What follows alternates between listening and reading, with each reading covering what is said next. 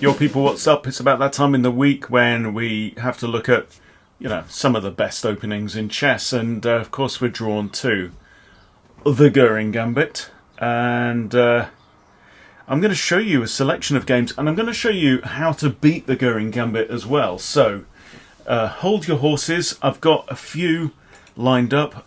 This first one won't take too long. This is from Colin, aka Jose Raul. Colin is one of the coaches at Chess Bootcamp Live. He's rated 1794 at the time of this game. Opponent is rated 2003.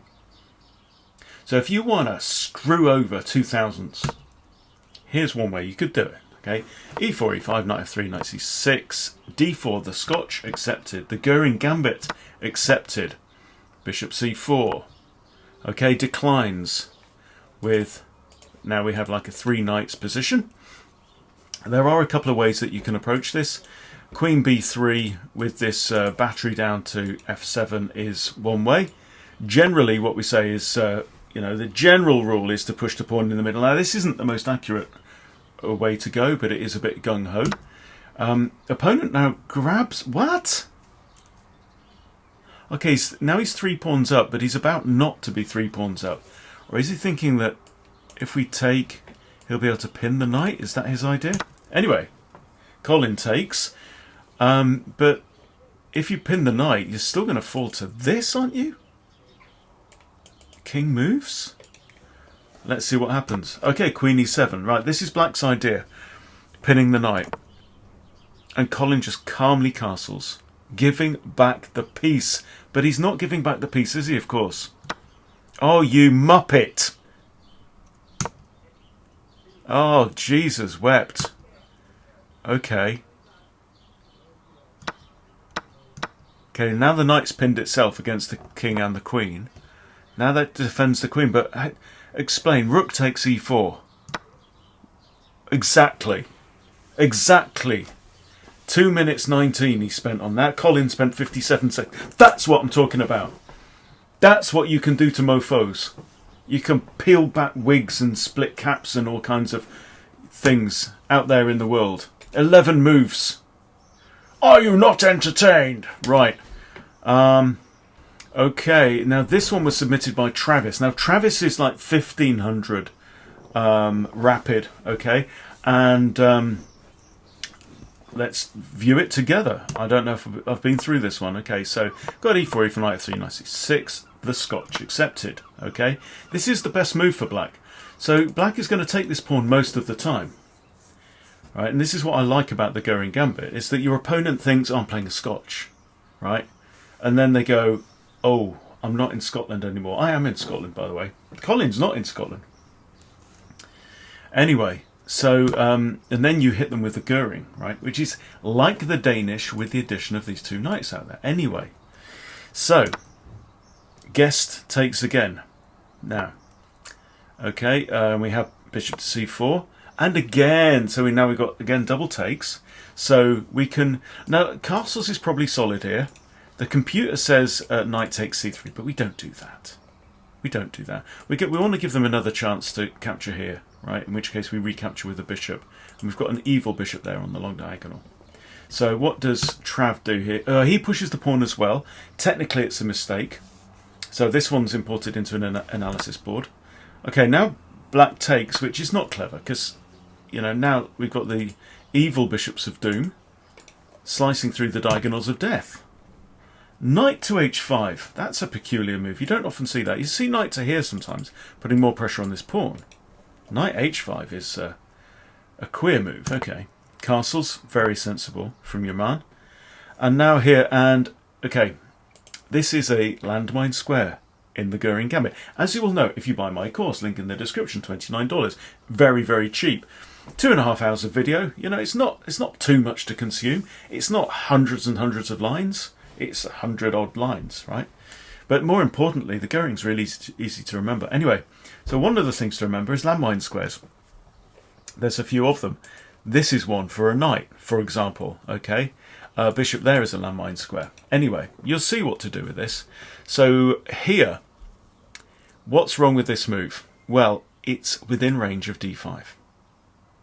So we have a couple of ideas. The first thing that you ask yourself is queen d5 playable, right? Because I'm threatening mate on f7 with queen takes f7, and I'm threatening the bishop. Okay? And the next thing you ask yourself, well, can my opponent play queen e7 and defend both? And the answer is he can. Okay? Therefore, the move is bishop takes f7, check. We win a pawn this way, and your opponent loses castling rights. If king takes, he doesn't have to take. He can go to f8. He can technically go to e7. All right, but here king takes. Now queen d5. Well done, Travis. Okay, this is a good, honest to goodness fork. We're going to win our piece back and be just one pawn down. Wins the piece back. Okay.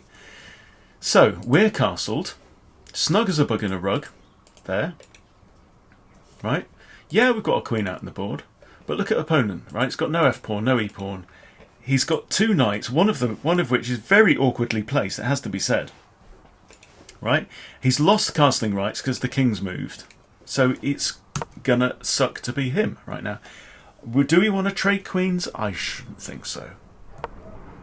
Okay, Travis comes back to e3. Opponent now starts to think about fianchettoing, which is a bit, you know. Thing is, the king's moved. It's not like he can't castle short. He can't castle at all. So he's going to have a right job. Okay. Another thing to remember in the Göring, if the queen is ever on one of these two squares, then you want to jump your knight in here and persuade her to move along. Okay. Now it comes after a bishop. I think Travis is going to fly in with the horse, actually, because we're attacking this. We're attacking the lady. We're also attacking queen c7, which is going to force the lady back to there. After which, maybe rook out here, rook to one of these squares. Of course he does. Good lad. Best move on the board. Only great move on the board. Fantastic. And now this knight is just looking evil. Also notice the bishop's gunning down on g7, which is technically defended by the horse. But this is all about just getting all your pieces out, and you're just like, I've just got this image of you know the one of King Kong at the top of the Empire State with all the planes flying around, or helicopters if you want the new version, you know, and he's going and there's all the planes flying. That's what it's like playing against the Göring Gambit. It's not nice. There we go. Look, rook fe1. I thought maybe that one as well. What does the computer say? No, it says rook fe1. Absolutely. It says actually c1 is the other thing, but also, ooh, whoa, knight to f6 check it likes.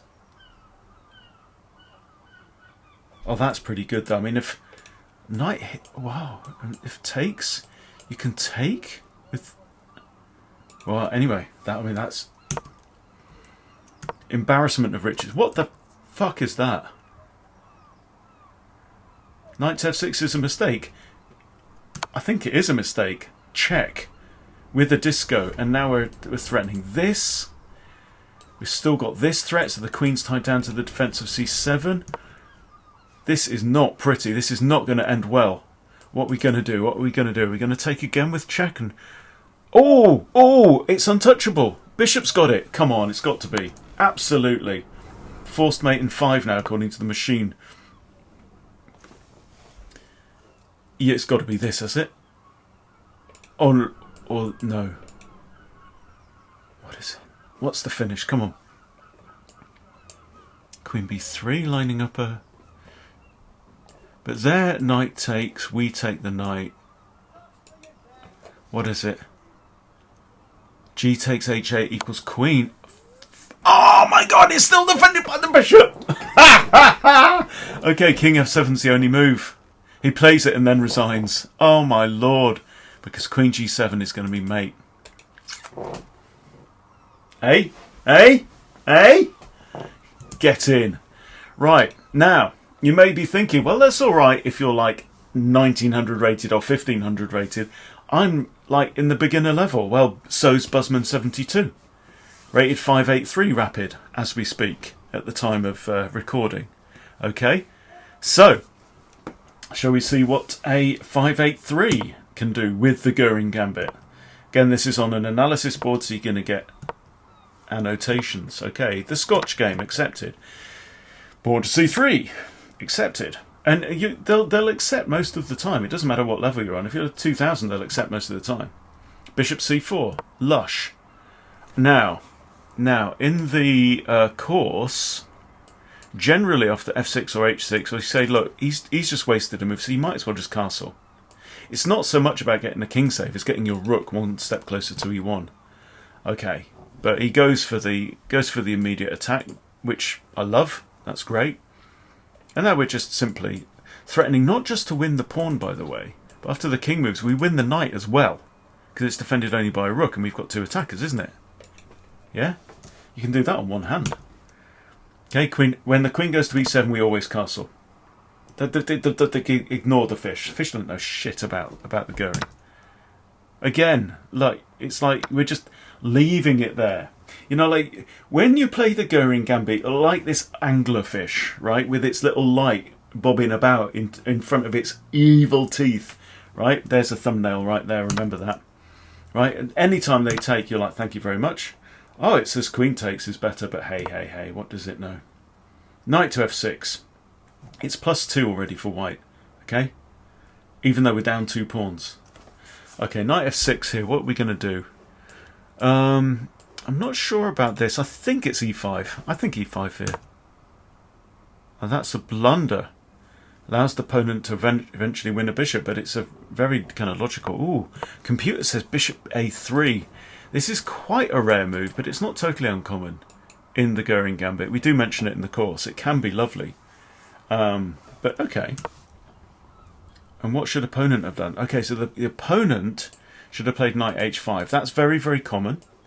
In which case we can give check here and the knight has to go back or be lost. And now in flies the knight, you see? And now into plus 3.5. Couple of moves. Here, very important. You always take with the e-pawn. You always tell me you took with the... No! No, you take with it. Right. Buzzman, this was in the course, right? You always... When you've got this pattern, right? And we see it in a number of lines in the course. You always take with the damn pawn. Why? Okay, well, yeah. Here we're attacking that and we're attacking that, but it's like... you know? Whatever. Right? Take with the pawn... Right, what are we threatening? We're hitting the knight, and we're threatening either rook coming to e1. Hello!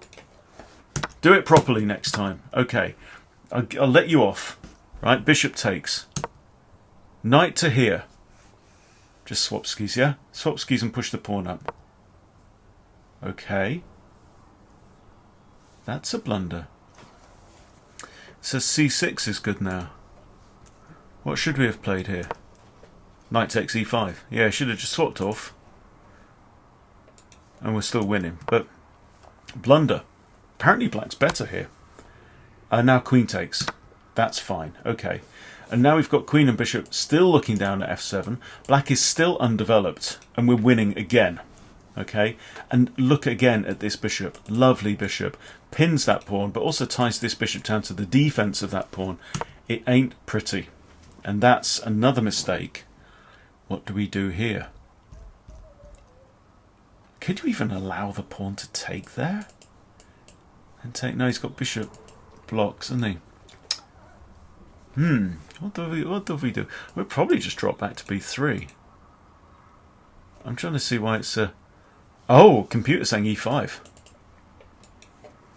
Computer saying that takes some huevos. You blaze it! Buzzman! Buzzman finds the brilliant e5. Says, I have the bishop. Bishop schmishop, he says. Bishop schmishops, I've got a spare. Take the bishop. I've got this. Wins the queen. Boss. Ha! Hee hee! And forced. Okay, but it's now +6. And now we just mop in. Oh, he resigns at this point. Quite right. Well done. That is what you do. Right? That's what I'm talking about. Right. Now then. This one's submitted by Travis. We'll see what you think about this. e4, e5, knight 3, knight c6, d4, the Scotch game, accepted. Right, c3, accepted. Bishop c4. So far, so good. What the hell is this? b5? Right, now, I've never seen this move. I put money on it. I put 50p. I've never seen this move, right, ever. It looks wild. I mean, it's what Black's doing is counter gambiting the gambit. He said, go and take my pawn, right? Now here, I have actually addressed this now, and I've updated the Göring course with a response to this, because I'm curious. And when you buy one of my courses, it grows with you. You get lifetime access for your $29, right? So, we find a new funny line. I might retire an old line and update it, and you just get that. You don't pay nothing more. Okay, but let's see what happens. So this is Travis. So Travis is, solid intermediate, 1500. Takes, bishop takes. Okay, now, undefended, open b file. Okay, and here, you can just play knight c3.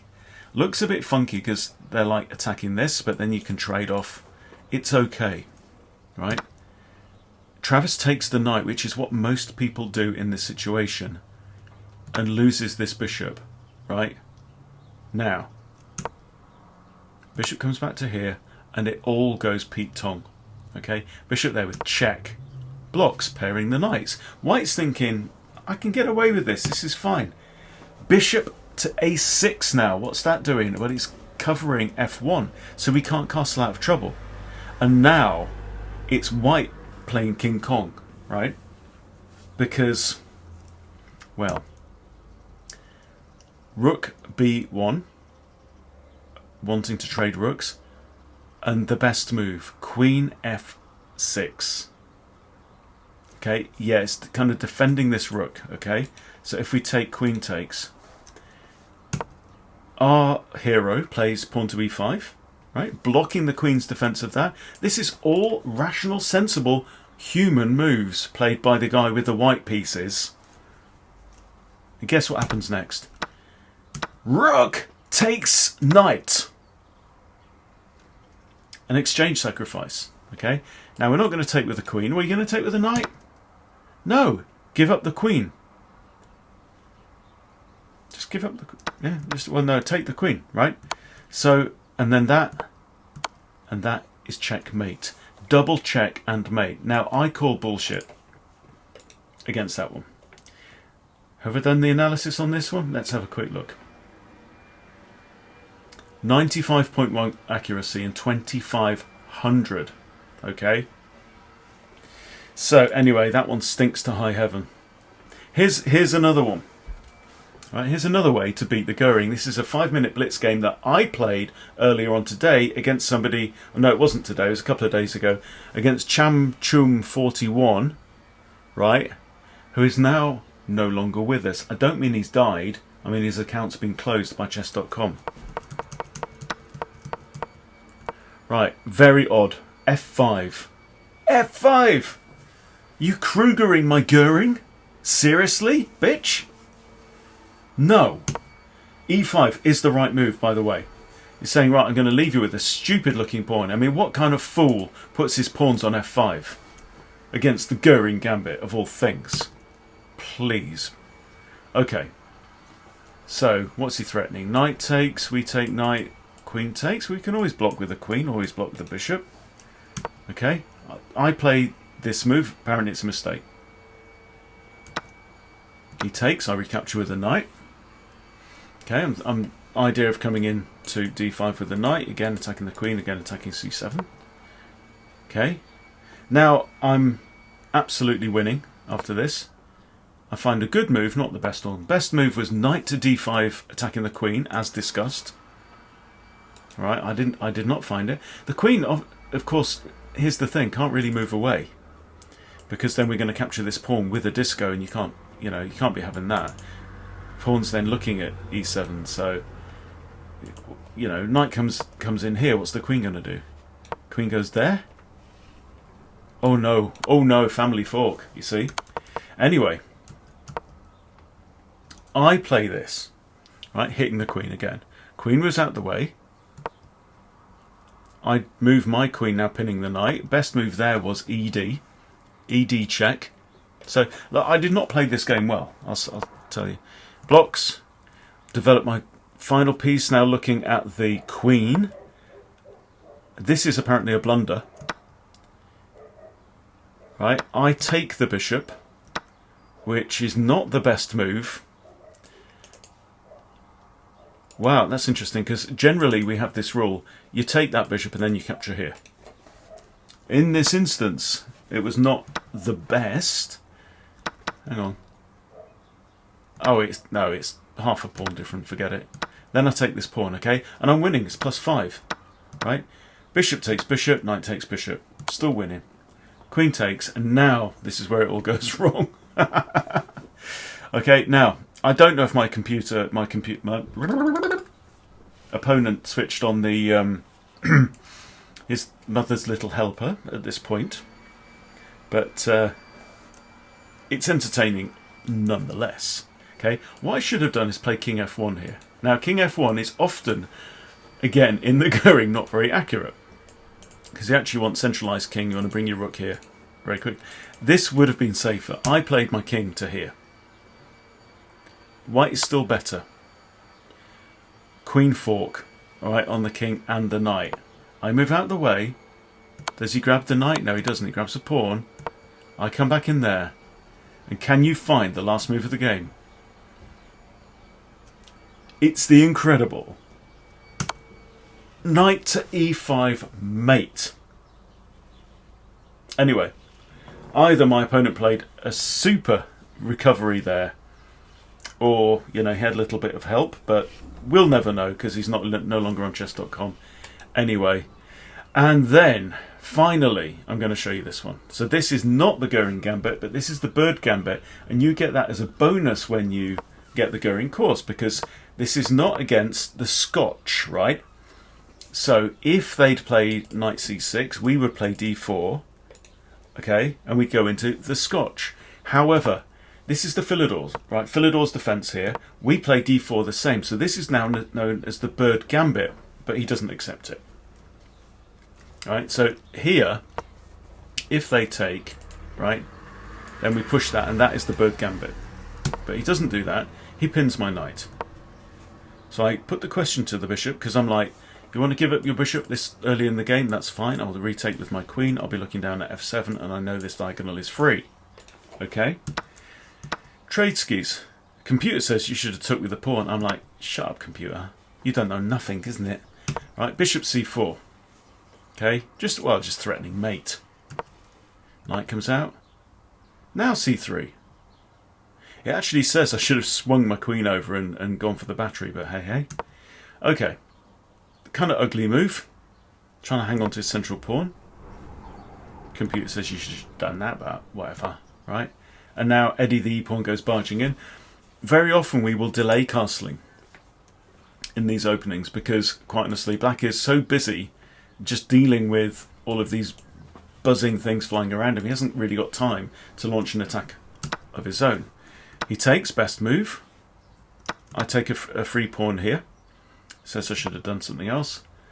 He has to do that, right, because the rook's hanging, okay, and he can't play his knight to here. Knight to here or here, and the queen defends the rook, okay, but knight here, and I just take the knight for free with another check. So that's not very nice either. So best move there. Now we trade pieces, and now I pin his knight with the bishop. Okay. Now castles. Computer says no, I shouldn't have castled. Computer always, you should ignore the computer. It always tells you you're wrong. And yeah, this was a genuine mistake, right? But he doesn't get away with it. So I'm just swarming around. Yeah. Queen d5 is kind of tricky. We know what black wants to do. Black wants to run away with this king.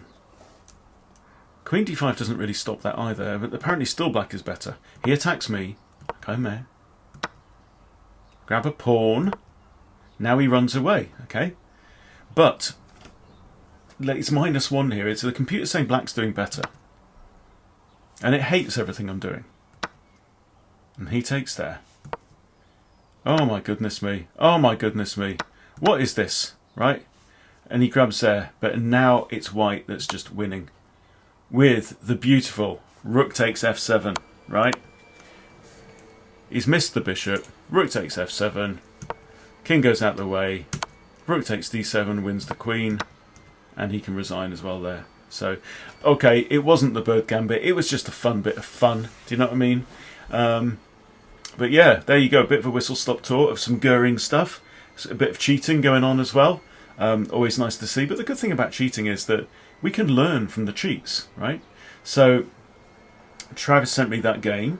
You know, I think the guy was... He's either a titled player or he was just, you know, going anonymously into the intermediate pool, which you're allowed to do. You can play anonymous chess, not logged in. There's nothing wrong with that. It's not against the rules. Or, you know, it was less honest than that. We don't know. But anyway, the point is that we can learn from this, and the point is that when I find these things, and I'm friends with many of the people who buy the course, and they send me interesting games I love to share here, because we're all about, you know, the knowledge, right? We all want to play better chess. If you want to, then please join our gang. Buy the Göring Gambit course. It's only 29 quid, and you get a free course in the Bird Gambit thrown in against the Philidor as well. So you can't say fairer than that. So yeah, please support me, support the channel, and we're all good. So hope you enjoyed that little refresher roundup for the day, and I'll see you soon. Take care.